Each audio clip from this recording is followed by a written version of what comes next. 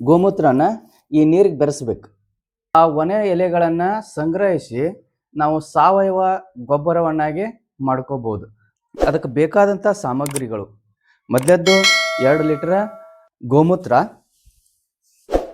ಒಂದು ಅರ್ಧ ಕೆಜಿ ಆಗುವಟ್ಟ ಬೆಲ್ಲ. ಆ ಬೆಲ್ಲನ ಈ ರೀತಿ ಲಿಕ್ವಿಡ್ ಮಾಡಿ ಇಟ್ಕೋಬೇಕು, ಅಂದ್ರೆ ಬೆಲ್ಲನ ಕರಗಿಸ್ಬೇಕು.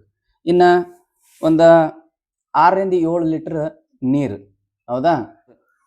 ಗೋಮೂತ್ರನ ಈ ನೀರಿಗೆ ಬೆರೆಸ್ಬೇಕು.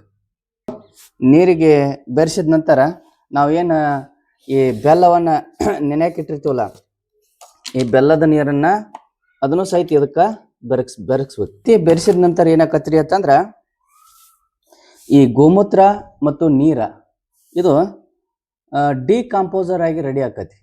ಈ ಡಿಕಾಂಪೋಸರ್ ಅನ್ನ ನಾವು ಏನು ಮಾಡ್ಬೋದಪ್ಪ ಅಂತಂದ್ರೆ, ನಾವು ಏನು ಒಣ ಎಲೆಗಳನ್ನ ಒಂದು ಸಂಗ್ರಹಣ ಮಾಡಿರ್ತೀವಿ, ಇವೆಲ್ಲ ಒಣ ಎಲೆಗಳನ್ನ ನಾ ಏನು ಮಾಡಿನಪ್ಪ ಅಂತಂದ್ರೆ ಈ ಒಂದು ಡ್ರಮ್ದೊಳಗೆ ಹಾಕೀನಿ.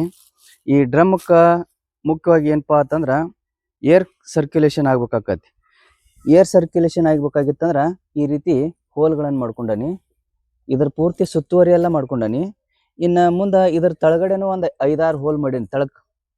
ಇನ್ನು ತಳಕ್ಕೆ 5-6 ಹೋಲ್ ಮಾಡಿ ಒಂದು 3 ಇಂಚ್ ಏನಪ್ಪಾ ಅಂತಂದ್ರೆ 3 ಇಂಚ್ ಆಗುವಷ್ಟ ಮಣ್ಣು ಹಾಕೇನಿ.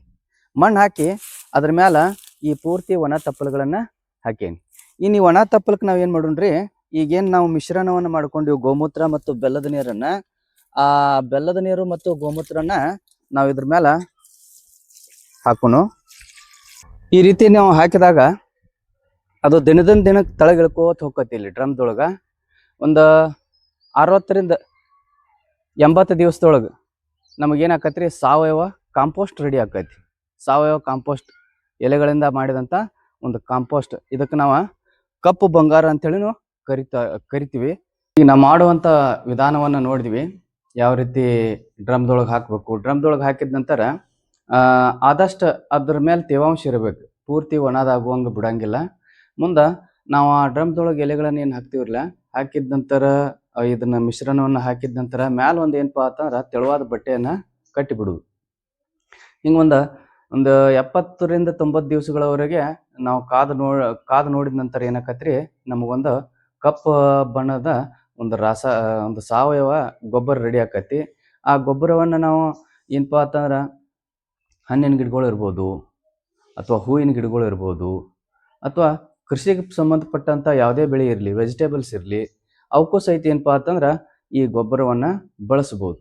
ಅದಕ್ಕಾಗಿ ನಮ್ಮ ಸುತ್ತಮುತ್ತಲು ಸಿಗ್ತಕ್ಕಂಥ ಯಾವುದೇ ರೀತಿಯಾದಂಥ ಒಣ ಎಲೆಗಳಿರಲಿ, ಯಾವ ಬೇಕಾದ ಗಿಡದ್ದಿರಲಿ, ಅವುಗಳನ್ನೆಲ್ಲ ಸಂಗ್ರಹ ಮಾಡಿ ಈ ರೀತಿ ಕಾಂಪೋಸ್ಟ್ ಮಾಡಿ ಇಟ್ಕೊಂಡ್ರೆ ಏನಾಕತ್ರಿ, ನಿಮಗೆ ಉಚಿತವಾಗಿ ಒಂದು ಗೊಬ್ಬರ ಸಿಗ್ತತಿ. ಈಗ ಮಾರ್ಕೆಟ್ನಾಗೆಲ್ಲ ನೀವು ನೋಡ್ತೀರಿ, ಬಹಳಷ್ಟು ಏನಪ್ಪಾ ಅಂತಂದ್ರೆ ರಾಸಾಯನಿಕ ಗೊಬ್ಬರ ಇರ್ಬೋದು, ಅಥವಾ ಕಾಂಪೋಸ್ಟ್ ಸಾವಯವ ಗೊಬ್ಬರದ ಹೆಸರ ಮೇಲೆ ಏನಪ್ಪಾ ಅಂತಂದ್ರೆ ಬಹಳಷ್ಟು ಏನಪ್ಪಾ ಅಂತಂದ್ರೆ ದುಡ್ಡು ಸುಲಿಗೆ ನಡೆದೈತಿ ಈಗ. ಅದಕ್ಕೆ ಈ ರೀತಿ ನಿಮ್ಮ ಮನೆಯಲ್ಲಿ ನೀವು ಯಾವುದೇ ಖರ್ಚಿಲ್ಲದ ಗೊಬ್ಬರವನ್ನು ರೆಡಿ ಮಾಡ್ಕೋಬಹುದು.